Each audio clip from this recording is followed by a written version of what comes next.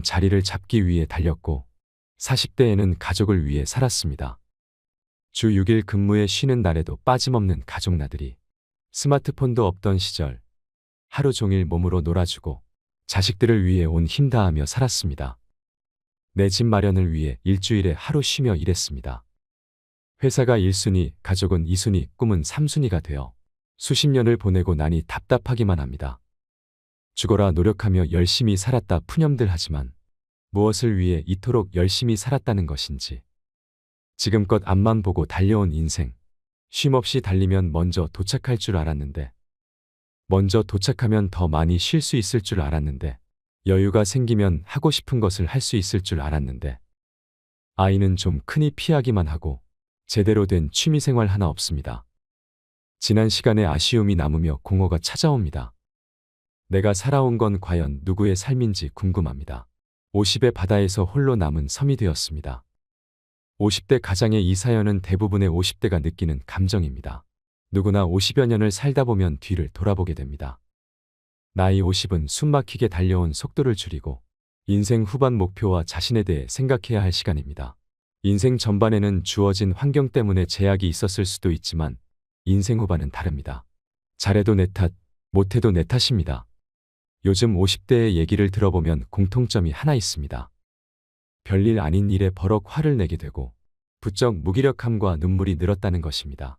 50대를 기점으로 우울증 환자가 늘어나고 있습니다. 은퇴를 앞둔 시점에 느끼는 불안함, 예전 같지 않은 건강, 줄어드는 대인관계가 50대들의 마음을 흔들리게 만듭니다.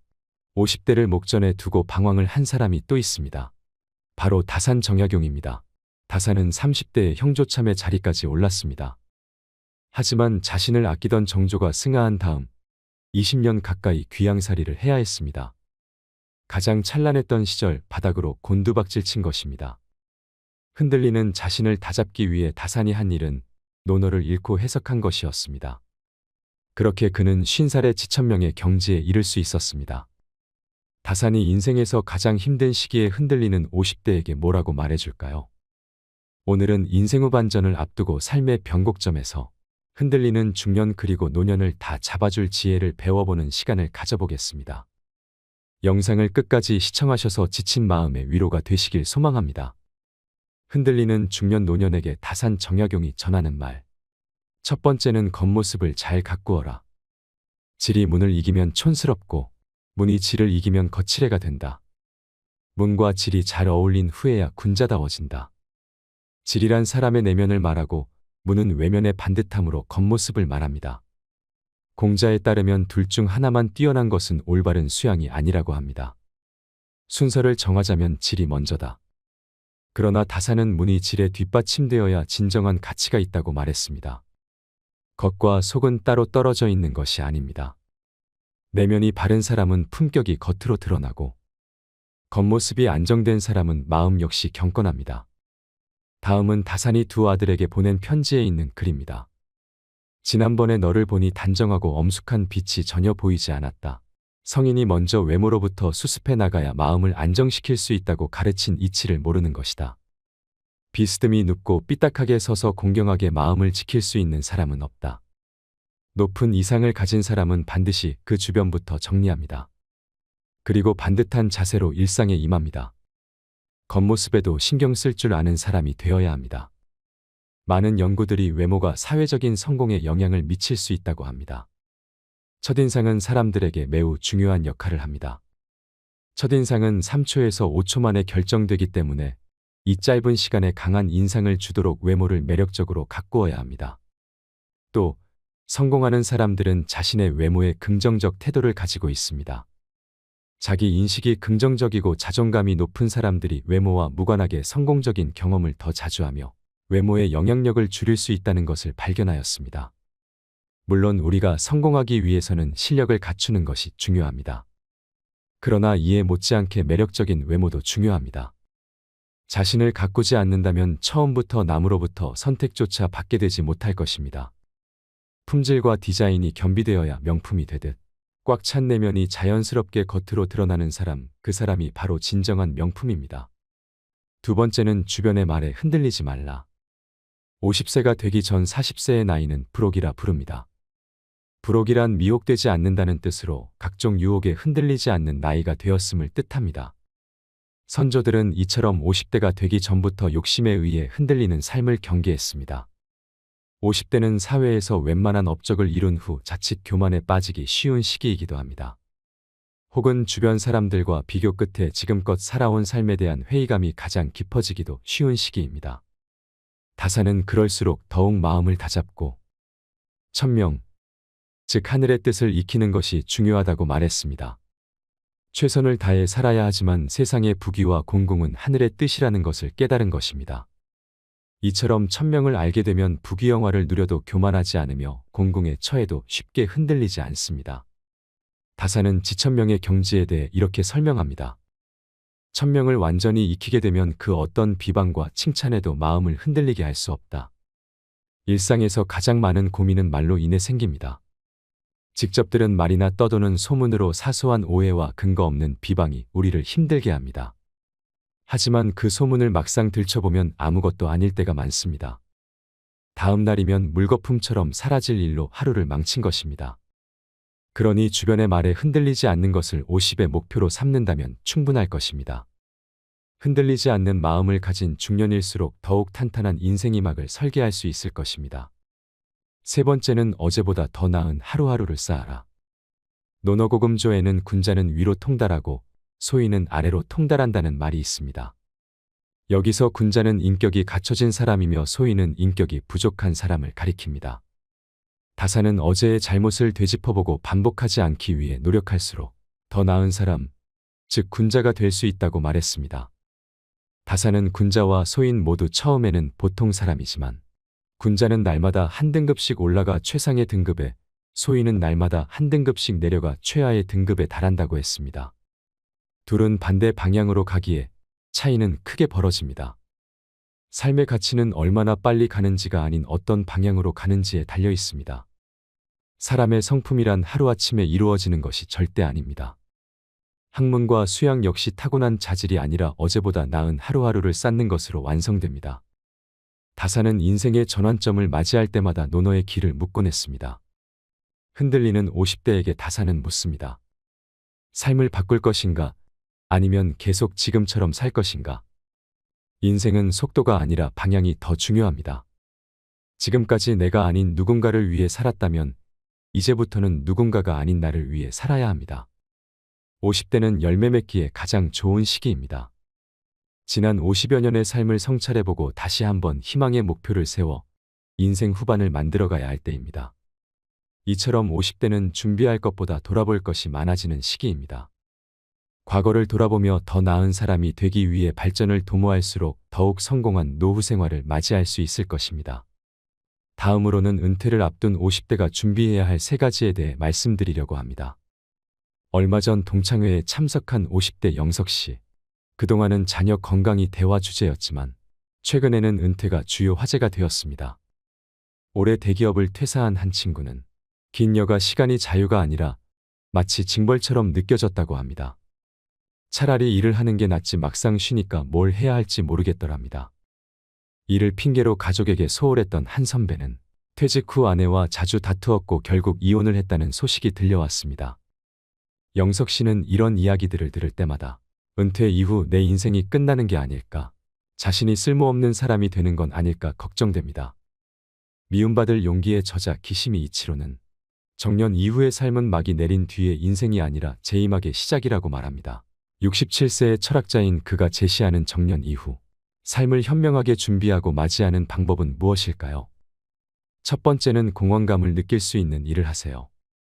소속이 사라지고 직장이 없어져도 자신에게 가치가 있다고 생각할 수 있으려면 공허감을 느낄 수 있어야 합니다. 공허감은 간단히 말해 내가 누군가에게 도움이 된다는 느낌입니다. 아들러는 진정한 행복은 공허감에 있다고 합니다. 알베르트 슈바이처는 신학자이자 철학자 오르가니스트였으나 바쁜 생활을 하는 틈틈이 의학 공부를 했습니다. 마침내 의사가 된 그는 아프리카로 가서 평생 아프리카 빈민을 위한 의료 봉사를 했습니다. 그는 그 일에서 공허감을 느꼈습니다. 내가 하는 일이 아무 도움도 되지 않는다면 아무리 많은 보수를 받는다 해도 행복해질 수 없습니다. 정말 중요한 것은 내가 좋아하는 일을 하고 있는지, 그 일로 누군가에게 공헌할 수 있는지 여부입니다. 그에 따라 매일의 삶이 달라집니다. 두 번째는 배우자와 동등한 관계를 맺어야 합니다. 직장에 다니고 육아를 할 때는 서로 바빠서 느긋하게 대화할 시간이 없던 부부도 인생 2막을 맞이하면 관계가 달라집니다. 대부분의 남편은 직장에서처럼 상하 관계를 유지하려 하고 아내는 그런 남편에게 질린 나머지 이혼을 고려합니다. 예전에는 일이 바빠 여행을 갈 수 없다거나 일 때문에 신경 쓸 여력이 없으니 자녀 교육은 배우자에게 맡긴다는 식으로 피할 수 있었습니다. 하지만 이젠 배우자나 자녀와의 관계를 피하기 위해 일 핑계를 댈 수도 없습니다. 집에서 짜증이 나도 일터로 도망갈 수 없지요. 퇴직으로 배우자와 마주하게 되면 그동안 미뤄뒀던 두 사람의 관계가 분명해집니다. 이는 두 사람의 관계를 위태롭게 할 수 있습니다. 오스트리아 심리학자이자 정신과 의사인 아들러는 진정한 인간관계를 맺으려면 상대를 동등한 존재로 바라봐야 한다고 말합니다.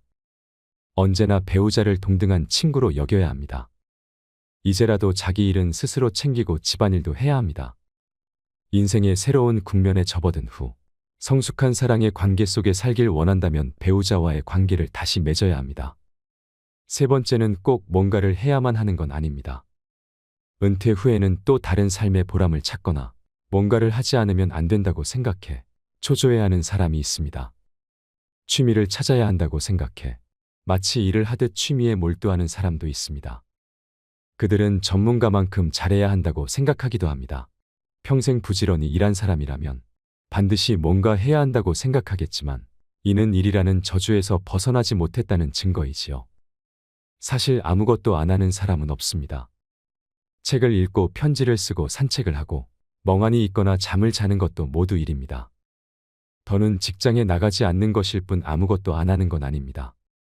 뭔가를 반드시 해야 한다고 생각하는 순간 그건 의무가 되고 의무감으로 하는 일에서는 보람을 느끼지 못합니다. 꼭 무언가를 하기보다는 인생에 대해 찬찬히 고민해 보는 게 먼저입니다. 그러면 새로운 일을 시작해도 다르게 일할 수 있습니다. 인생 2막을 생각한다는 건 결국 삶을 생각한다는 것입니다. 후회하지도 불안해하지도 말고 오늘을 한 발 한 발 신중하게 내디디며 살아가야 합니다. 이것이 지금 우리가 할 수 있는 일입니다. 요즘 50대들은 우스갯소리로 운 나쁘면 100세까지 산다는 말을 자주 한다고 합니다. 건강하게 그리고 계획적으로 노년을 보낸다면 좋겠지만 그렇지 않다면 지금까지 살아온 인생만큼이나 길고 지루한 시간이 기다리고 있을 거란 불안감이 들기 때문이 아닐까요? 이를 직접 경험했다고 말하는 한 90대 노교수는 죽기 전에 지나온 삶을 이렇게 회고합니다.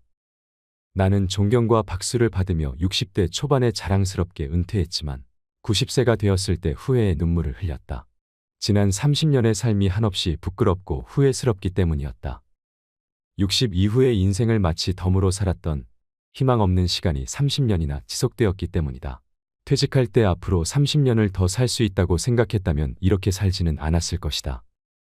건강하게 오래 산다면 50은 고민할 나이가 아닙니다. 얼마나 더 살게 될지 모르지만 그렇다고 손 놓고 인생의 마지막만 기다리는 건 좋은 방법이 아닙니다. 어느 노교수의 회고처럼 후회가 될지 모를 일이기 때문입니다. 오래전 율곡 이이 선생은 경몽요결에서 학자들이 가져야 할 기본으로 공자의 유구사를 들었습니다. 군자는 9가지 생각을 해야 한다. 볼 때는 밝음을 생각하고 들을 때는 총명함을 생각하고 안색에는 온화함을 생각하고 용모에서는 공손함을 생각하고 말을 할 때는 진실함을 생각하고 일할 때는 공경함을 생각하고 의문이 생기면 질문을 생각하고 화가 날 때는 그 후에 닥칠 어려움을 생각하고 이득을 볼 때는 의를 생각해야 한다. 9가지 생각을 몸에 달고 살아야 한다는 것인데요. 천천히 읽어보면 당시 젊은 학생들에게만 필요한 기본이 아니라 인생 2막을 시작하는 50 이후에 우리들에게 더 필요한 지침이 아닌가 합니다. 첫 번째, 볼 때는 밝음을 생각하라. 명확하게 본 건 바른 판단의 기준이 됩니다. 이왕이면 긍정적으로 봐야 합니다. 부정적 시각의 피해자는 상대방이 아닌 내가 될 가능성이 더 크기 때문입니다. 사람을 보는 눈도 세상을 대하는 시각도 마찬가지입니다. 부정적인 시각으로 보면 세상은 부정적으로 보입니다. 검은색 안경으로 볼 수 있는 세상은 검은 세상이 전부입니다. 내가 본 것이기에 맞은 것일 수도 있지만 내 생각대로 본 것이라면 틀릴 수도 있습니다. 어떤 생각과 어떤 눈으로 보는가가 중요합니다. 지천명에 더 필요한 보는 기술이 바로 시사명입니다. 두 번째는 들을 때 총명함을 생각하라. 듣는 게 보는 것 이상으로 중요할 때가 있습니다. 가끔 상대가 하는 말을 알아듣지 못하는 경우가 많습니다. 총명하게 듣는 것에 서툴기 때문입니다. 말하는 사람의 입장이 될 수는 없지만 반이라도 상대의 입장을 헤아려 줄 수 있다면 관계는 놀랄 만하게 좋아질 것입니다. 상사, 부하, 고객, 부모, 자식, 선생, 학생 그 누구와 이야기할 때라도 마찬가지입니다. 말하는 사람의 편에서 그의 입장이 되어 듣는 것, 그게 바로 총명하게 듣는 것의 시작입니다. 지천명에 더 필요한 듣기 기술입니다. 세 번째, 얼굴색은 온화함을 생각하라. 30, 40대에는 혼자서 일해도 성과를 낼 수 있지만 50대에는 사람들을 통해 성과를 내야 하는 사람들이 많습니다. 그러니 안색을 부드럽고 온화하게 해야 합니다. 그래야 사람들이 더 자주 찾아옵니다. 얼굴을 펴야 인생이 펴집니다. 상사의 얼굴이 온화해야 조직이 살아납니다. 가장의 얼굴이 온화해야 가족의 기가 삽니다. 지천명에 더 필요한 얼굴 관리 기술입니다. 네 번째, 겉모습은 공손함을 생각하라. 겉으로 나타나는 것에는 공손함이 있어야 한다는 가르침입니다. 리더의 행동거지와 모습에는 공손함이 서려 있어야 합니다. 50이 되면 자세가 틀어지기도 쉽습니다. 아무리 공손한 모습을 보이고 싶어도 어깨와 머리가 자꾸 뒤로 꼿꼿해지는 사람들이 있습니다. 자기보다 잘난 사람에게 그러는 것도 문제지만 못난 사람에게 그러는 건 더 보기 흉합니다. 다섯 번째, 말할 때는 진실함을 생각하라. 누군가에게 입을 열 때는 신중하고 진실해야 합니다. 같은 것을 두고 오늘은 A라 하고 내일은 B라고 한다면 언사충이 아닙니다. 지위가 올라갈수록, 나이를 더 먹을수록, 책임이 더 큰 자리일수록 말에는 더 큰 믿음이 있어야 합니다. 책임질 수 있는 말만 해야 합니다. 여섯 번째, 일할 때는 공경함을 생각하라. 자신의 직업이나 일에 대해서도 공경하는 마음이 있어야 합니다. 직업으로 하는 일치고 세상에 하찮은 일은 거의 없습니다. 일에 대한 가치 기준을 바꿔야 합니다. 평범한 일에도 존경의 가치를 더하면 가치 있는 일이 됩니다. 지천명에 해야 할 일 중에 하나가 자신의 업무와 일의 가치를 부여하는 일입니다. 일곱 번째, 의문이 들 때는 질문을 생각하라. 50이 되면 질문이 사라집니다. 질문은 멈추고 묻지도 않는 것에 답을 주고 싶어 합니다. 그러나 궁금한 게 있으면 누구에게든 질문을 할 수 있어야 합니다. 불치함은 아랫사람에게 묻는 걸 부끄러워하지 말라고 공자는 반복하여 말했습니다. 지천명의 질문이 사라지면 더 이상의 발전은 없습니다. 더 이상의 흥분과 즐거움은 사라집니다. 지천명에 해야 할 일 중에 하나가 좋은 질문을 하는 일입니다. 여덟 번째, 화날 때는 더 큰 어려움을 생각하라. 화날 땐 한 템포 쉬어야 합니다. 분통 터지는 일이 났을 때 잠깐 멈추는 사람이 진짜 강한 사람입니다. 참기 어려운 경계점에 이르렀을 때 잠깐 멈출 수 있는 사람과 멈출 수 없는 사람의 차이는 백지 한 장도 안 되지만 그 결과는 천당과 지옥의 차이입니다. 그러니 소리 한 번 지르고 지옥의 괴로움을 당할 것인가, 한 번 참고 천당의 분위기를 만들 것인가 선택해야 합니다. 아홉 번째, 얻는 것이 있으면 이로움을 생각하라. 노력으로 얻은 재물이야 크게 탓할 건 없지만 노력 없이 얻은 재물이라면 한 번 더 생각해 봐야 합니다. 지옥으로 인도하는 미끼는 아닌지, 함정으로 이끄는 먹이는 아닌지 재고해야 합니다.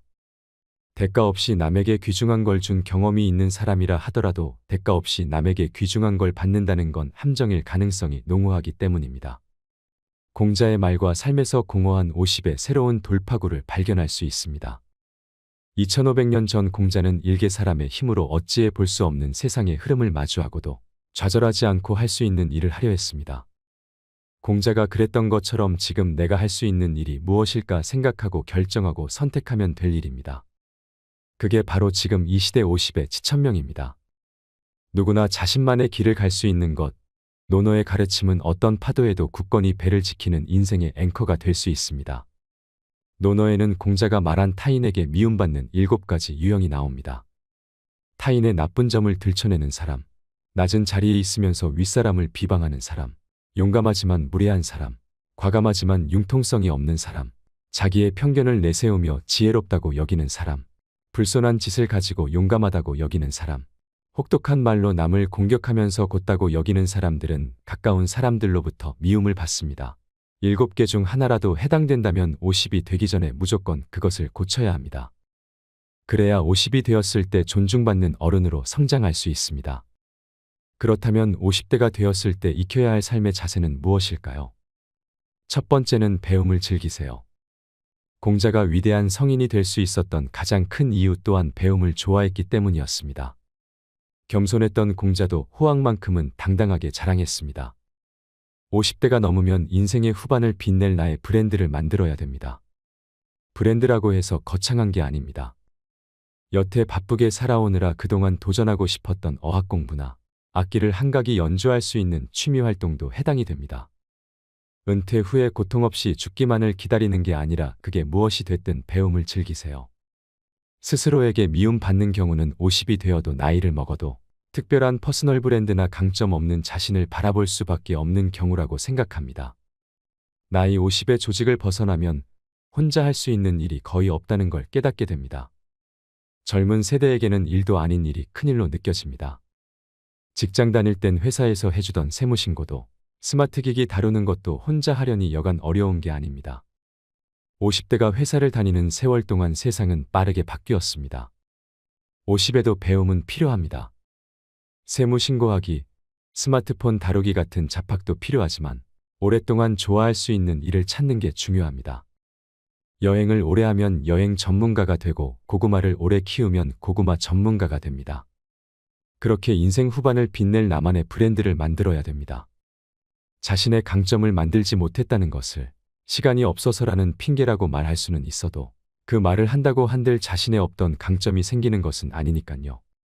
사랑에서 가장 큰 사랑은 자신을 사랑하는 것이 제일 먼저라고 합니다. 나 자신을 사랑해야 남을 사랑할 수 있습니다. 그러니 나를 미워하지 않기 위해 스스로의 강점을 만들어가는 것이 중요합니다. 두 번째는 여지아의 정신을 키우세요. 공자는 논어에 일관성 있게 여지아 정신을 강조했습니다. 여지아는 어떻게 하지? 하고 궁리하는 것입니다.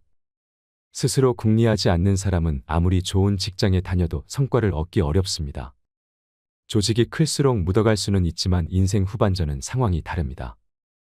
나이 50이 넘어서니 스스로 궁리하지 않으면 나만 모르고 있고 태물이 되어갑니다.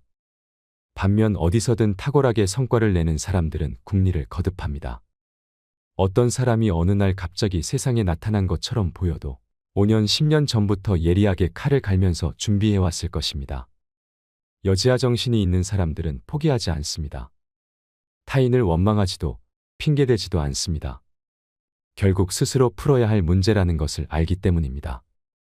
조직에 있을 때는 묻어갈 수 있었지만 인생 후반전은 상황이 다릅니다. 스스로 궁리하지 않으면 단 한 발자국도 나아가지 못합니다. 세 번째는 외적인 모습에도 신경 쓰세요. 다산 정약용과 마찬가지로 공자도 외면을 가꾸라고 강조하고 있습니다. 외적인 모습에도 신경 써야 합니다. 공자는 리더의 모습을 이렇게 설명합니다. 내면의 바탕이 외면의 꾸밈을 이기면 촌스럽고 외면의 꾸밈이 내면의 바탕을 이기면 번지레하다. 사람은 외면보다 내면이 중요하지만 내면의 아름다움에 적절한 외면을 갖춘다면 이것이 존경받는 어른의 모습입니다. 그래서 겉모습에 항상 신경을 써야 합니다. 나이 50. 아직 우리에겐 긴 인생이 남았습니다. 우리가 만약 30의 인생의 뜻을 세웠다면 20년이 지난 50의 자신은 분명 덜 흔들리고 있을 것입니다. 그러나 너무 조급해할 필요는 없습니다. 주어진 책임감과 역할에 순식간에 세월이 흘렀으니 흔들리는 50을 마주하는 것은 어쩌면 당연한 일인지도 모릅니다. 20의 미숙함, 30의 치열함, 40의 흔들림이 줄어든 50. 지금이야말로 일관성 있는 일을 하기에 좋은 나이입니다. 마음이 간절하면 못할 것이 없습니다. 그러니 핑계를 멈추고 생각해야 합니다. 지금 바쁘다는 핑계로 50을 넘기면 무엇을 하든 후회하는 60이 됩니다. 나이 50이 넘으면 자기 자신만 생각해도 욕먹지 않을 나이입니다. 지금까지 나 아닌 누군가를 위해 살았다면 이제부터는 누군가가 아닌 나를 위해 좋아하는 일을 찾아 재밌게 살아야 합니다. 50 비후를 준비하는 지혜야말로 자신의 인생을 사랑하는 사람의 일입니다. 오늘도 노후의 지혜와 함께 해주셔서 감사드립니다. 황금빛으로 무르익어가는 여러분의 지혜로운 인생을 언제나 응원합니다. 것 같았으나 눈 깜짝할 사이 벌써 노년이니 세월 정말 잠깐입니다. 인생의 반환점을 돌아서니 세월이 마치 급행열차를 탄 듯합니다.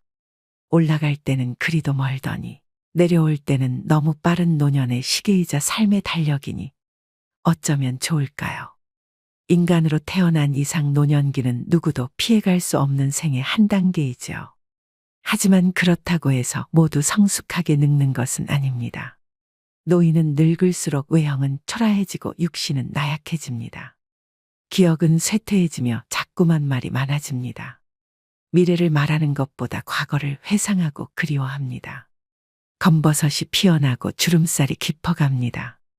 무심한 세월 따라 속절없이 늙는 것을 그 누가 막을 수가 있겠습니까? 하지만 주름 잡힌 표정에서 연륜이 쌓인 노인만의 기품을 뿜어낼 수 있다고 저는 생각합니다. 고목에도 꽃은 피어납니다. 그렇게 아름다울 수가 없는 꽃이죠. 가끔 인격이 훌륭한 노인들을 만날 때가 있습니다. 그런 분들은 만고풍상 다 겪으며 살아온 경험을 살려서 매사가 슬기롭습니다. 그런 분들은 인간에 대한 이해가 깊고 경우가 밝으며 배울 점이 아주 많습니다. 반면 마음 가는 대로 거침없이 행동하고 자기 주장만 옳다고 큰 소리를 치면 꼰대라고 손가락질을 받기 십상입니다. 외형의 늙음은 어찌할 수 없지만 추하게 늙지 않으려면 마음만이라도 꼰대 소리를 듣지 말아야 합니다. 꼰대라는 소리를 들으면서 여기저기서 욕을 먹을 것인가, 아니면 항상 귀를 크게 열고 온화한 표정의 노인으로 나이 들 것인가 하는 것은 전적으로 내게 달린 것입니다. 이 땅의 많은 노인분들은 긍정의 표정으로 하루를 잘 살았는지 돌아보셔야 합니다. 늙어서 아름답지는 못해도 적어도 취해 보이지는 말아야 합니다. 오늘은 나이 들어 성숙한 내면을 가지기 위해 피해야 할 행동 5가지에 대해 알려드리겠습니다. 지금부터라도 나 스스로에게 적극적인 처방을 하여 성숙한 노후를 만들어 가시길 바랍니다. 첫 번째는 남이 내 흉보는지도 모르고 말을 독점하고 떠드는 사람입니다.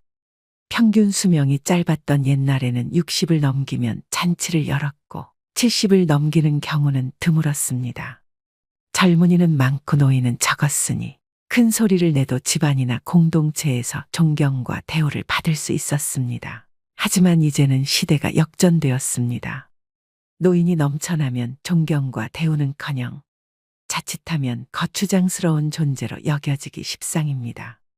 노인이 많다 보니 그만큼 꼴불견이 자주 눈에 띕니다.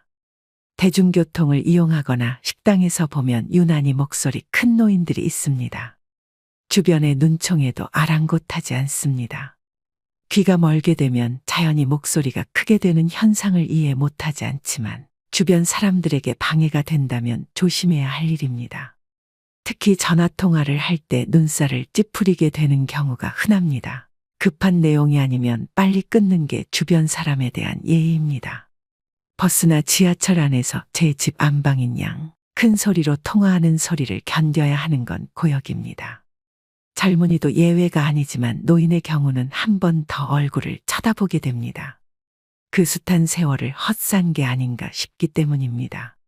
노인이 말이 많으면 기피의 대상이 되고 추하게 보입니다. 입은 닫고 지갑은 열어라는 금어는 옳지요. 노인이 될수록 입이 무거운 사람이 되어야겠다고 다짐합니다. 말은 적게 낮은 소리로 해야겠다 생각합니다. 낮은 소리란 목소리의 크기만이 아니라 내 견해에 고집을 강요하지 않는다는 뜻입니다. 노인의 경계사항 중 첫째가 아집입니다. 이제 우리 세대는 한 발 뒤로 물러날 때가 되었습니다. 그러자면 우선 목소리 톤을 낮출 필요가 있지 않을까요? 인간 생활에서는 무엇보다 기본이 제일 중요합니다. 내 하고 싶은 일을 하는 건 좋지만 최소한 남에게 피해를 끼치는 일은 없어야 합니다. 말을 독점하는 사람은 자신의 능력이나 경험을 과시하는 경우가 많습니다. 이러한 행동은 매우 거만하고 오만하게 보일 수 있습니다. 나이 들수록 함구게이하라는 말이 있습니다. 입은 닫고 귀는 열어라라는 말인데 그러지 못하고 잘난 맛에 사는 노인을 칠푼이라고 했습니다. 칠푼이란 지능이 조금 모자라는 사람이란 뜻으로 그만큼 추한 사람이 되어버린다는 의미입니다. 노추가 되지 않기 위해서는 나이가 들수록 더욱 배려심 있고 겸손한 태도를 가지는 것이 중요합니다. 작은 일상에서부터 머릿속 사고까지 품이 있는 노년은 세월이 거저 가져다 주지 않습니다. 그만한 절제의 노력이 따라야 하지요. 저는 이것을 노인이 지켜야 할 예절이라고 부르고 싶습니다. 그래야 어른 대접을 받을 수 있습니다. 가만히만 있어도 중간은 간다는 말이 있습니다. 침묵은 그래서 좋은 것이지요.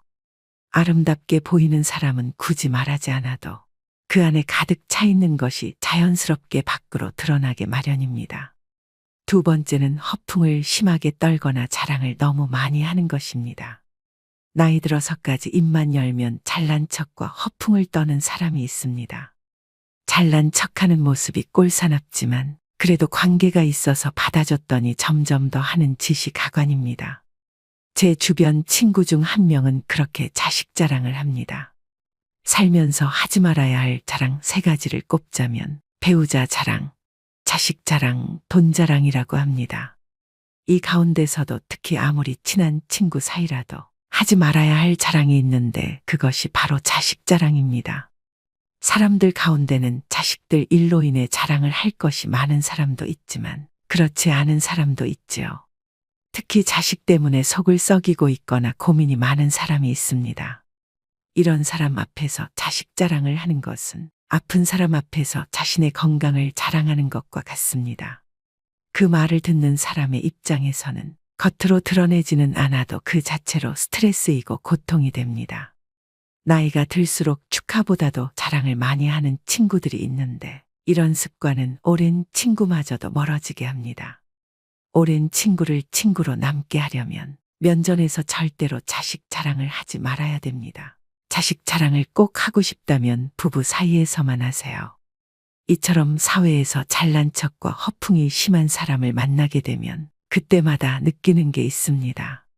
자랑하는 사람일수록 자세히 들여다보면 내세울 것이 별로 없다는 사실입니다. 자신은 스스로 자기 자랑을 열심히 하고 있지만 그래서 들여다보면 빛 좋은 개살구이거나 그 주변에는 별로 성과라고 할 만한 것이 없는 사람이 대부분이었습니다. 왜 그럴까요? 자랑을 수시로 하는 사람은 겉으로 자신이 대단한 사람이라는 것을 적극적으로 알리지 않으면 부족한 사람이라는 것이 저절로 드러나기 때문입니다.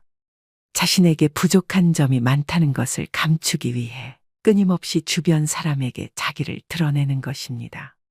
주변 사람에게 어떻게든 인정을 받아야 부족한 것을 감출 수 있을 것 같은 의식의 생각입니다.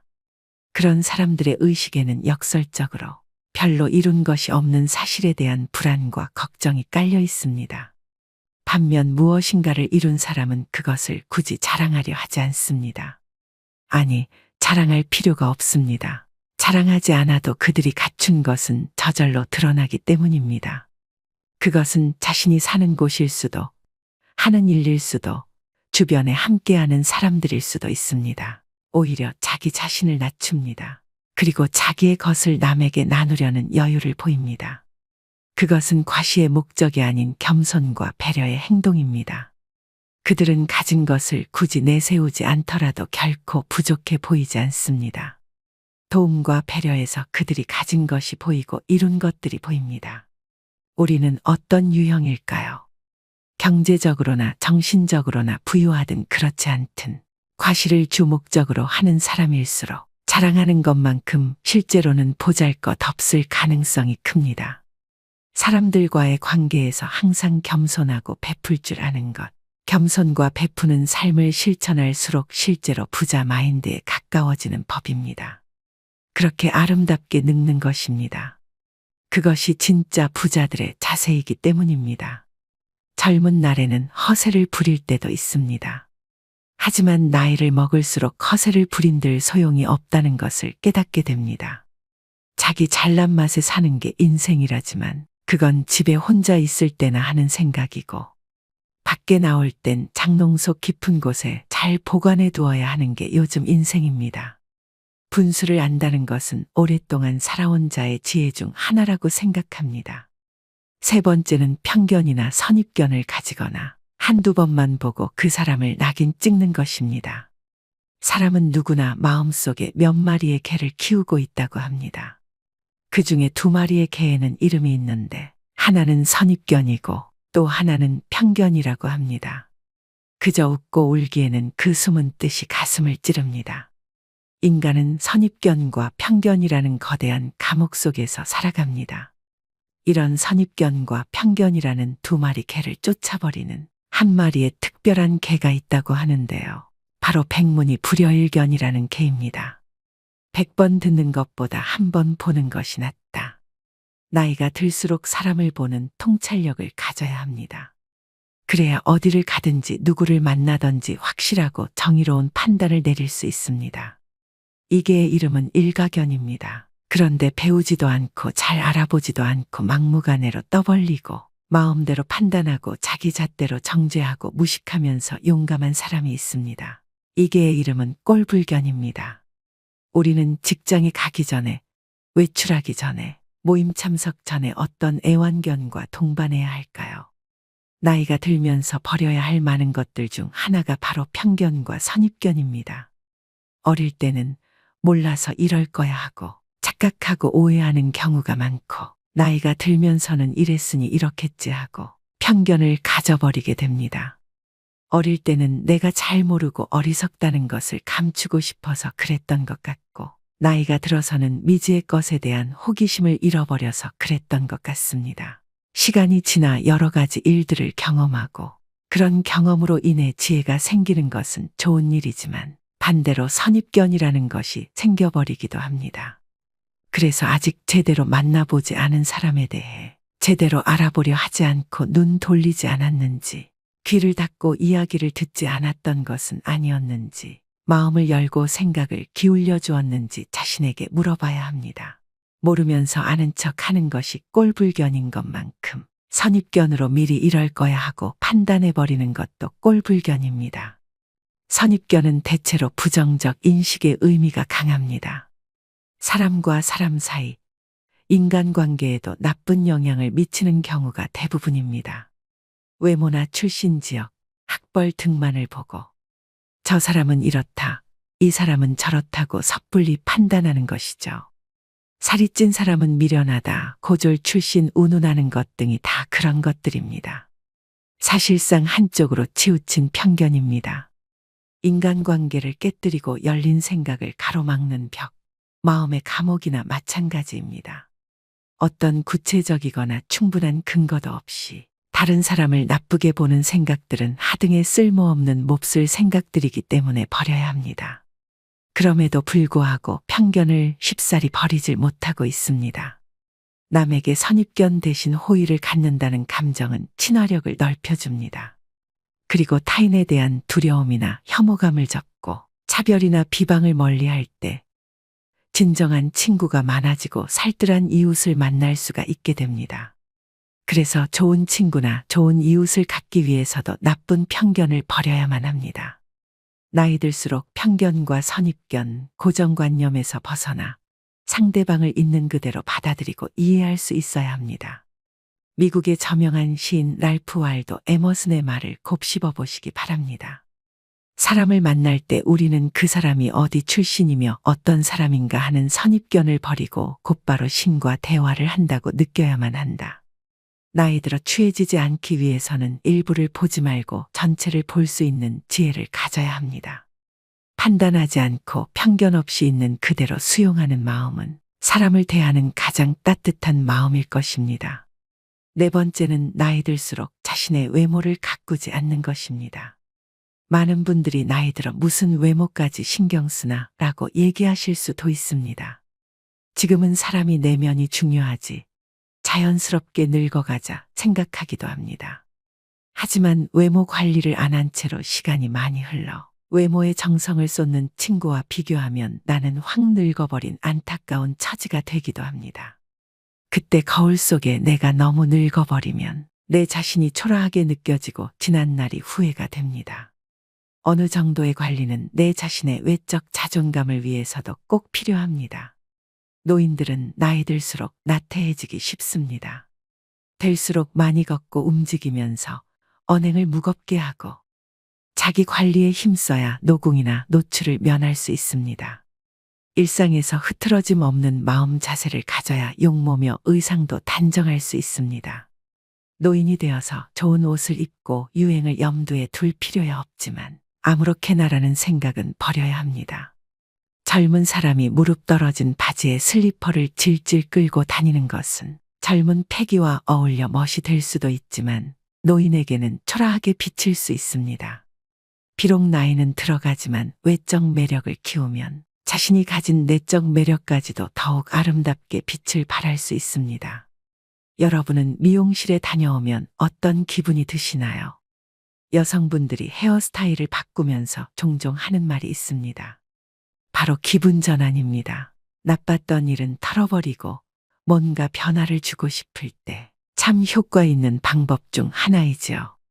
오랜 기간 투병하신 분들이 자신의 외모를 치장한 후 생기를 느낀다고 말씀하시는 것처럼요. 외모에 신경 쓰는 것은 감정 노화를 막아주는 것입니다. 나이 들수록 그 힘은 무시하지 못할 만큼 세집니다. 한 연구에 따르면 겉모습이 노인에 가까울수록 감정의 노화가 더욱 빠르게 진행되어 결국에는 전신 기능이 쇠약해지는 경우가 많았다고 지적합니다. 예쁜 옷을 입거나 피부 관리를 하는 등 외모에 신경을 씀으로써 감정까지도 조절할 수 있다고 하는데요. 또 외모 관리는 여성 노인들의 우울증을 예방하는 효과가 있어 건강에도 큰 도움이 됩니다. 실제로 60세 이상 분들 중 많은 분이 외모 관리는 죽을 때까지 하는 거라고 생각하고 있으며 외모 관리를 하는 이유는 더 나은 삶의 질, 자기만족 등을 꼽았다고 합니다.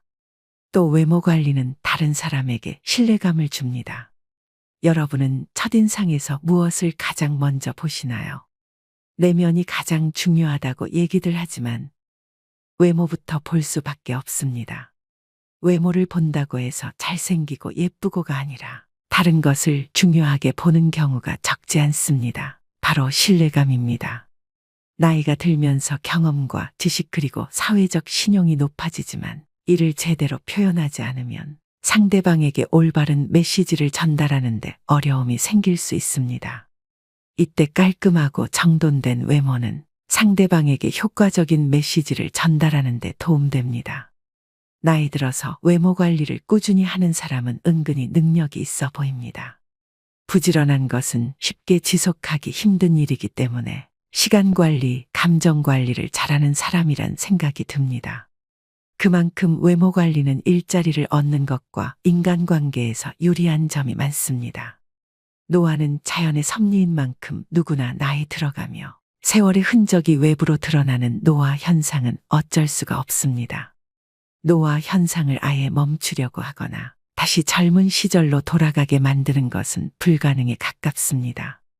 그렇지만 은퇴 후에 이제는 자유인이라며 흐트러진 외형의 모습이라면 자신의 용모를 한 번쯤 다시 생각해 볼 문제가 아닐까 싶습니다. 자기 관리는 체력에도 격차가 벌어지지만 정신적인 면은 그 수준 차이가 더 큽니다.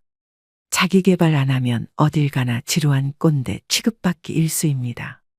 귀찮아도 사부작 자주 움직이시고 걷기도 많이 하셔야 합니다. 우리 몸은 늙었다고 새로 살 수 없습니다. 재고가 하나밖에 없음을 명심하셔야 합니다. 5번째는 나이가 많다고 혹은 지위가 높다고 아랫사람에게 존경받아야겠다는 생각을 하는 것입니다. 여러분에게 노인은 어떤 의미로 다가오나요?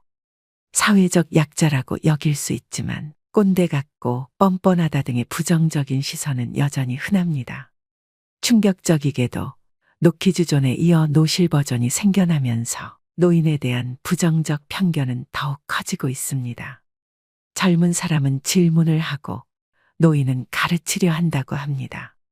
모임에서 연장자라고 어른 노릇을 하며 윗자리에 앉으려는 생각을 하면 젊은이들이 기피하게 됩니다. 대접을 받지 못한다고 서운해하며 얼굴에 불만이 가득하여 인상이 굳어져 있으면 아무에게도 환영받지 못합니다. 오히려 자기를 낮추고 양보하며 손해를 보고 살면 존경을 받고 웃음이 넘쳐 마음이 편안해지고 건강해집니다. 나이 들수록 배려를 몸에 익히는 것이 좋습니다. 옆에 있는 사람, 한 공간에 있는 사람들을 배려하는 것이 당연하다는 생각을 가지는 것입니다. 그런데 우리나라는 배려받고 이해받고 권리를 좀 더 누리는 게 어른이라고 생각하는 노인들이 많습니다. 존경받기보다는 배려하는 마음가짐이 우선입니다. 가족이라는 울타리를 지키기 위해 몸이 상할 정도로 희생은 강요되었고 고뇌와 인내로 버무려진 삶이었습니다. 교육의 기회는 오래전에 놓쳤고 지금은 기력이 점점 고갈되고 경쟁할 입장도 아닙니다. 그런 노인들이 바로 선진국으로 만든 1등 공신입니다. 희생은 자녀들에게 안락한 삶을 보장해 주었습니다. 그렇다고 존중해달라고 강요할 수도 없습니다. 억지로 존경하는 태도는 보여줄 수 있으나 누구에게도 옳지 않습니다. 배려와 존경심은 노인의 자발적 성장으로 해답을 찾을 수 있습니다. 노욕과 아집에 휘둘리지 말고 멋진 노년이 되기 위해 항상 생각하고 생각하셔야 합니다. 어른스럽게 행동하면 어른이 되고 꼰대 노릇하면 노인이 됩니다. 오늘의 영상 어떠셨나요? 사람은 나이 들수록 나를 보는 해안을 가지고 살아가야 합니다. 특히 나이가 들어감에 따라 자신의 외모도 깨끗이 손질하고 가꾸며 내면도 긍정적이고 품위 있게 끊임없이 갈고 닦아야 한다는 해안을 가지고 이를 꾸준히 실천해 나갈 때 다른 사람으로부터 존경받을 수 있습니다. 허영에 들뜬 사람, 잘난 체하는 사람, 허풍이 강한 사람, 교만한 사람, 과거에 지녔던 명성과 부를 입에 달고 사는 사람들은 보이는 나를 실제의 나보다 부풀리는데 여념이 없지만 그것은 바로 인생 거품으로 다 부질없는 것입니다. 노인의 부정적 이미지와 연관된 쇠약하고 추함, 고집세고 염치 없음과 같은 부정적 인상들이 노인이라는 이름으로 모두 용서되는 것은 아닙니다. 오늘의 지혜를 꼭 마음에 새기셔서 품격 있는 노후를 만들어 가시길 바랍니다. 오늘도 노후의 지혜와 함께 해주셔서 감사드립니다. 황금빛으로 무르익어가는 여러분의 지혜로운 인생을 언제나 응원합니다. 부모 자식 사이는 천륜이라는 말이 있습니다. 그럼에도 하늘이 내려준 인연을 저버린 채 늙은 부모를 방치했다는 소식이 심심찮게 들려옵니다. 대부분의 부모는 내 자식을 누구보다 번듯하게 키우고 싶어 평생을 희생해가며 키웁니다. 우리 어릴 때를 생각해보면 먹고 사는 것은 조금 힘들었어도 부모 손 크게 빌리지 않고 잘 자랐던 것 같은데 풍요로운 현대에 와서는 부모 노릇하기가 정말 힘든 것 같습니다. 자식 가진 부모라면 자식 때문에 고민 한 가지쯤은 다들 있으실 겁니다. 남편이 속 썩이는 건 애초에 남이라 별 생각 없이 넘기겠지만 자식에게 받은 상처와 배신감은 어디다 말도 못하고 주변 사람에게 마음을 터놓고 얘기하면 제 얼굴에 침 뱉기니 이 응어리진 마음은 어찌 풀어야 할까요? 다들 약속이나 한 듯이 말을 안 해서 그렇지 자식에게 서운함을 느끼는 부모가 어디 한둘일까요? 제 주변 지인들만 만나도 남편 욕은 2시간이 넘도록 하면서 자식 자랑은 해도 해도 시간이 모자랍니다. 자식은 부모의 또 다른 자신이기 때문에 자식의 영광은 자신의 영광이고 자식의 흉은 곧 자신의 흉이 되니 드러내지 않을 뿐입니다. 남편에게 서운해도 보물 같은 자식들만 보고 여태 살아왔는데 뭐든지 좋은 것만 해주려고 고된 일 가리지 않고 헌신하며 살았더니 자식들이 엄마의 고생도 몰라주고 자기들 잘 살 궁리만 합니다. 자식에게 버림받은 부모들이 공통적으로 하는 말이 있습니다. 내 자식은 그럴 줄 몰랐다입니다. 자녀를 키우면서 내 노후 준비는커녕 나를 위한 인생을 살아보지 못하고 비참한 노후를 맞게 된 노인들은 우리 주변을 조금만 둘러봐도 흔합니다. 오늘은 자식들에 대해 고민이 있으신 분들이 들으시면 좋을 내용이 담겨 있습니다. 자식에게 모두 퍼줬다가 영혼까지 탈탈 털린 어느 할머니의 이야기를 읽어드리겠습니다. 이 글은 현대의 우리들의 자화상인지도 모르겠습니다. 최근 6명의 자식에게 버림받아 찜질방을 전전하던 88세의 할머니 사연이 재조명받고 있습니다. 실제로 자식들에게 버려진 88세 새우등 할머니의 처절한 몸부림이라는 제목의 청원까지 올라왔던 글입니다. 그런 불효자 또 없습니다. 90세가 다 되신 할머니가 3년이 넘도록 유리걸식하며 노인학대 보호기관으로 사설 쉼터로 돌아다니고 있습니다. 먼저 세상을 떠나신 할아버지께 나도 데려가 달라며 한숨과 눈물로 연명하고 계십니다. 할머니께선 8.15 해방전 당시 나이 14세에 이북에서 내려오셔서 사시다가 할아버지와 혼인하여 슬하에 6남매를 두셨습니다. 그 자식들 먹이고 입히고 가르치기 위해 부모님 자신들은 모진 삶의 무게와 가난에 허기진 배를 물로 채우며 견뎌내야만 하셨습니다.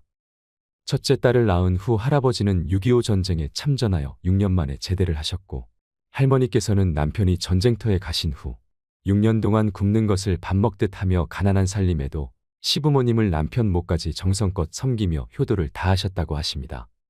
할아버지는 제대 후에 자식들에게 가난을 대물림해선 안 된다고 하시며 강원도 깊은 산속으로 들어가 화전을 일구며 손발이 다 닳고 등이 휘도록 험한 일도 마다하지 않으셨습니다.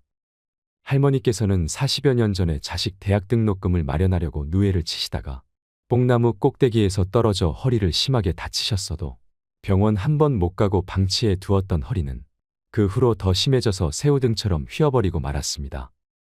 평생을 자식들 뒷바라지하고 남겨두었던 부동산 현금, 금부치까지 전 재산을 모조리 자식들에게 주고 남은 거라고는 노부부가 오손도손 의지하며 살아가던 집과 텃밭뿐이었습니다.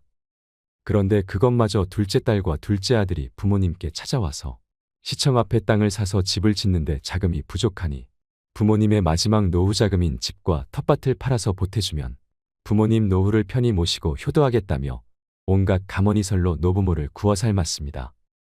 자식의 말을 철석같이 믿은 노부부는 둘째 아들에게 돈을 건넸습니다. 하지만 돌아온 건 효도는커녕 차가운 홀대뿐이었습니다. 부모님의 노후 자금이었던 집과 텃밭을 매매한 대금을 둘째 딸이 은행에서 바로 가지고 간 후에 4에서 5년이 지나도록 그 효도 약속은 이행되지 않았고 그 후 둘째 아들은 연락을 끊은 채 종적을 감췄습니다. 6.25 참전용사이며 정신력이 무척이나 강하고 꼿꼿하셨던 할아버지는 애꿎은 할머니에게만 역정을 내셨고 할머니께 둘째 딸과 둘째 아들이 앗아간 노후 자금을 찾아오라며 추궁하시다가 그 후 극심한 스트레스를 받으셔서 5년 전에 뇌출혈로 돌아가셨습니다. 할아버지가 돌아가시기 며칠 전에 할머니께 이렇게 말씀하셨답니다. 나는 아무래도 얼마 살지 못할 것 같으니까 할멈 자네는 저놈들이 가져간 돈들을 다 돌려받아서 병원에 가서 아픈 곳도 치료하고 먹고 싶은 것 실컷 먹고 그 돈을 다 쓰면 그때 나한테 와. 그리고 나 같은 사람 만나서 평생 호강 한번 못 시켜주고 고생만 시켜서 미안하네 라고 말입니다. 그렇게 홀로 남겨진 할머니는 최근 3년 동안 누구의 보호도 받지 못하고 꼬부라진 몸을 지팡이 하나에 의지한 채 노인학대 보호기관으로 사설 쉼터로 지인의 집으로 찜질방으로 돌아다니시며 하루하루를 전전긍긍하셨습니다. 현재 자식들로부터 방임과 유기, 제약대로 노인학대보호 기관에 다시 재입소하셨습니다. 그동안 3년이 넘도록 유기 방임한 자식들이 할머니 몰래 집도 이사를 가고 전화번호도 바꿔버리는 바람에 할머니는 아들, 딸들의 집도 전화번호도 모르고 계십니다. 6남매 중 4남매가 강원도 강릉에 모여 살고 있는데 말입니다. 부모님의 재산을 증여받고도 모자라서 노후자금으로 쓰려고 남겨두었던 것까지 몽땅 가져간 채 연락을 끊은 자식들은 천벌 받아야 마땅합니다. 대궐 같은 큰 집에 살도록 도와준 부모님의 은혜도 모르고 그 넓은 57평 아파트에 작고 꼬부라진 몸 놓으실 방 한 칸 내드리지 않고 쌀쌀한 밤거리로 내쫓는 천하의 불효막심한 자식들이 또 어디 있겠나요? 할머니의 큰아들은 부모님과 왕래를 끊은 지 10년이 훨씬 넘었고 4년 전 할아버지의 생명이 위독해져서 사망 전 큰아들에게 긴급하게 연락을 했는데도 큰아들 부부는 끝내 오지 않았다고 합니다. 할머니는 자식들의 유기, 방임 후 3년 동안 생활비, 의료비가 없어서 자식들이 그동안 가져간 돈을 되돌려 받아서 혼자서라도 살아보려고 경남 양산에서 자식들이 살고 있는 강원도 강릉으로 그 먼 거리를 수차례 콜택시로 오고 갔다고 합니다. 전화번호도 바뀌어 있는 탓에 수소문 끝에 찾아갔지만 엄동설 안의 문도 열어주지 않고 늙은 엄마를 피해서 도망다니는 아들, 딸을 만날 수조차 없었습니다. 어두운 밤 혹한의 날씨에 이대로 조금 더 문 밖에 서 있다가는 얼어 죽을 것만 같아서 둘째 아들 집 위층 아주머니께 우리 아들놈이 문을 안 열어줘서 지금 얼어 죽게 생겼으니 하룻밤만 나를 댁에서 재워주면 이 은혜는 잊지 않을게요 했더니 그 위층 아주머니는 아들도 늙은 엄마를 나 몰라라 하는데 내가 할머니를 하룻밤 재워주면 할머니 아들에게 좋은 소리 못 들어요. 우리 집엔 절대 안 돼요 하면서 문을 쾅 닫고 들어가 버리더랍니다. 할머니는 내가 오늘 밤 이대로 둘째 아들놈 집 문 밖에서 영하의 날씨에 꽁꽁 얼어서 죽는구나 하는 두렵고 불안한 마음에 사지가 벌벌 떨리며 정신이 아찔했다고 합니다. 그래서 가까스로 몸을 추스린 후 112에 전화를 해서 경찰이 왔지만 경찰은 부모 자식 간에 만나서 타협점을 찾으라며 더 이상 관여하지 않았습니다. 극심한 생활고와 괘씸함에 남매가 가져갔던 돈의 차용증을 받아 두었던 것이 있어서 경찰서에 존속학대 차용으로 고소를 했지만 2달 만에 돌아온 답은 혐의 없음 증거 불충분이었습니다. 긴 노숙 생활로 지치고 병든 몸에 88세의 할머니는 거리에서 죽으라는 말인가요? 할머니는 몹쓸 자식 놈들에게 비정하고 참담하게 버려진 몸으로 할아버지를 만날 수도 없고 이대로는 원통해서 죽을 수가 없답니다. 그 이후 할머니께서는 3년을 보지 못했던 막내 아들 집에 힘들게 물어물어 찾아갔지만 강원도 강릉에 모여 사는 사남매가 부창부수로 문 밖에서 초인종도 눌러보고 수십 번 전화해도 받지 않았습니다. 한 번은 전화가 왔는데 다짜고짜 입에 담지 못할 욕설에 이어 여긴 또 어떻게 알고 찾아와서 난리야. 이번엔 또 어떤 놈이 우리 집을 알려줬어 하며 전화를 끊어버렸습니다. 이것이 늙은 엄마를 대하는 막내 아들 놈의 행태인가요? 할머니께서는 막내 아들 집 문 밖에서 추위에 떨었지만 끝내 막내 아들은 노모에게 문을 열어주지 않았습니다. 할머니께서는 3년째 연락이 두절되었던 막내 아들 집 주변 시립복지관에서 하룻밤, 다시 찜질방에서 하룻밤 그렇게 이틀 밤을 한숨과 눈물로 지새우고 배회하다가 끝내 피해버린 막내 아들을 만나보지도 못하고 노인학대 보호기관에 재입소하셨습니다. 지금까지 이런 불효자들은 없었습니다. 자식들을 위해 온갖 희생과 헌신을 다하시고 빈 껍데기만 남은 늙은 엄마를 부모님 손가락에 끼고 있던 낡은 금가락지까지 모조리 모아서 앗아가고 파렴치한 불효를 저지른 저 자식들에게는 배은망덕이란 단어조차 사치입니다. 어떠한 말로도 저 불효자들에겐 정당화될 수 없을 것입니다. 할머니는 금이야 오기야 길러내고 아낌없이 다 털어주었던 자식들과 또다시 끝이 보이지 않는 처절한 사투를 해야만 하는 건가요? 할머니께서는 자식을 잘못 키운 내가 죄인이란 심정으로 남들에게 말도 못하고 이제 더 이상 찾아가서 구걸할 것도 없다고 하십니다. 할머니께서는 자식들을 그리워하며 새우등처럼 굽은 허리에 앙상한 몰골이 되셨지만 끊어지지 않는 목숨의 마지막 혼신의 힘을 다해 이렇게 호소합니다. 세상에 홀로 남겨진 할머니는 자식을 잃은 슬픔과 깜깜한 미래를 걱정하며 하루하루 버틸 뿐입니다. 이제 와서 저 불효자들에게 할머니를 모셔다가 효도해 달라고 애원하는 것이 절대 아닙니다. 지금 할머니께서는 자식들에게 어떠한 소망도 기대도 없으시답니다. 부디 할머니의 자식들에게 엄벌을 내려주십시오. 그리고 저 불효자들이 온갖 가머니설로 효도 약속을 하며 가져갔던 재산을 되돌려 받을 수 있게 제발 도와주십시오. 할머니께서는 그 돈을 꼭 되돌려받아서 아픈 몸도 치료하고 남은 여생을 살고 싶어 하십니다. 부디 이세우 등 할머니의 남은 여생에 밝은 생명의 등불을 밝혀주시기를 소원합니다. 국민 여러분께 서명에 동참해 주시길 간절히 부탁드리오며 장문의 글을 읽어주셔서 진심으로 감사드립니다. 여러분은 이 사연을 들으시고 무슨 생각이 드시나요? 저는 이 사연을 듣고 처음엔 이게 실화라고는 믿을 수가 없었습니다. 그만큼 충격적으로 다가왔습니다. 자식들을 위해 온갖 희생과 헌신을 다하시고 빈 껍데기만 남은 90세가 다 된 늙은 엄마를 자식들이 서로 연합하여 잘 모시고 보살펴 드리기는커녕 부모님 집안에 돈이 되는 것은 부모님 손가락에 끼고 있던 낡은 금가락지까지 모조리 모아서 앗아가고 달면 삼키고 쓰면 뱉는 파렴치한 불효를 저지른 자식들에게는 욕도 아깝습니다. 자식에게 다 퍼주면 어떤 결과를 초래하는지 알려주는 가슴 아픈 이야기입니다. 그래도 나는 사랑하는 자식에게 다 해줄 거다 하는 분들도 있을 것입니다. 하지만 정말 그것이 최선일까요? 주변의 어르신들만 봐도 비슷한 사례가 흔합니다. 자식에게 남은 재산까지 탈탈 털리고 돈을 벌 능력은 없고 이제 남은 것이라곤 늙은 몸뚱아리 하나입니다. 외로움과 서러움만 밀려오지요. 각종 교육비, 사업자금, 결혼자금까지 몽땅 지원해주고 나니 자식들은 제 살 길 바쁘다는 핑계로 부모에게 연락도 잘하지 않고 공허한 마음만 드는 것입니다. 자식에게 간이며 쓸개며 다 퍼주는 게 부모의 사랑이라 여기며 지내왔던 시절이 그토록 후회가 된다고 합니다. 내가 자식에게 이만큼 했는데 어떻게 이럴 수 있느냐며 자식에게 상처받아 소리쳐도 그때는 이미 늦었습니다. 다 큰 자식에게 금전적인 지원을 하는 것은 당연한 것이 아닙니다. 비참한 노후를 보내지 않으려면 지금부터라도 그 생각들을 버리셔야 합니다. 자식이 도와달라고 아무리 호소해도 내 노후 자금만큼은 손에 꼭 쥐고 있어야 합니다. 저 사연의 자세한 내막은 잘 모르겠지만 자식들이 모두 저렇게 된 것이 자식들만의 문제는 아니었을 것입니다. 부모가 평생 모은 돈을 자식에게 털어주어도 시간이 지날수록 당연한 게 되어버리는 것이 자식들입니다. 그렇기 때문에 내가 자식한테 이만큼이나 해줬는데 자식들은 나에게 이렇게 밖에 못하나 하고 서운해하는 것은 자식과 멀어지는 지름길이 될 뿐입니다. 어려서부터 받는 것에만 익숙하고 부모 자식과의 관계가 올바르게 정립되어 있지 않은 것은 부모의 책임도 있습니다. 그러므로 부모는 자식들에게 무작정 지원해 주는 것보다는 자녀 스스로 자립하고 성취를 느낄 수 있도록 이끌어 줘야 합니다. 독립적인 인생을 살아가게 해야 하는 것입니다. 많은 부모가 자녀를 위해 본인의 인생을 포기하기도 합니다. 그러나 자녀는 이때 감사함 대신 부담감을 느낍니다. 이 차이 때문에 여러 가정에서 갈등이 발생하기도 하지요. 대부분의 부모는 이렇게 말합니다. 내가 너를 위해 얼마나 희생했는지 아니? 정신과 전문의들은 이런 행동은 자녀를 망친다고 말합니다. 과한 희생을 하는 대신 부모가 행복하게 사는 모습을 보여야 자녀도 행복할 확률이 높다는 것입니다. 전문가들은 부모와 자녀 간 갈등을 줄이려면 부모가 자기 자신부터 존중할 필요가 있다고 말합니다.